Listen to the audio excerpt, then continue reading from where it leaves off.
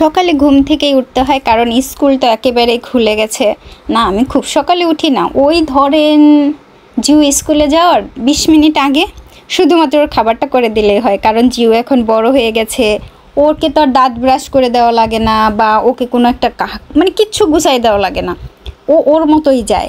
কি যে একেবারে সুখে আছি বুঝছেন, সকালবেলা শুধুমাত্র উঠেই 10 মিনিট বা 12 মিনিটের মধ্যে বা 8 মিনিট 5 মিনিটের মধ্যে আমি একটা খাবার তৈরি করে ফেলি।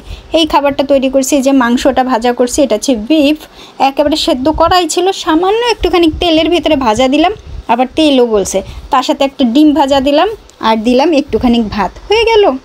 এখন ছেলেটা ওর মতো করে খেয়ে চলে যাবে স্কুলে। আর কোরিয়াতে না অনেকেই আছেন যারা একা থাকেন। এই একা থাকলে পরে তারা কি করেন জানেন, ঘরে পশু বা পাখি এই ধরনের কিছু লালন পালন করেন, যেমন বিড়াল বা কুকুর। এবং অবাক হয়ে যাবেন যে তারা আমাদের থেকেও তারা তাদের সঙ্গী মানে সর্বদা যে বিড়াল বা কুকুর থাকে তাদেরকে খুব বেশি ভালোবাসেন। নিজেরা চলতে না ফিরলেও, মানে চলতে পারেন না, কোনো কিছু করতে পারেন না, কাজ করতে পারেন না, কিন্তু কুকুর পুষবেনই।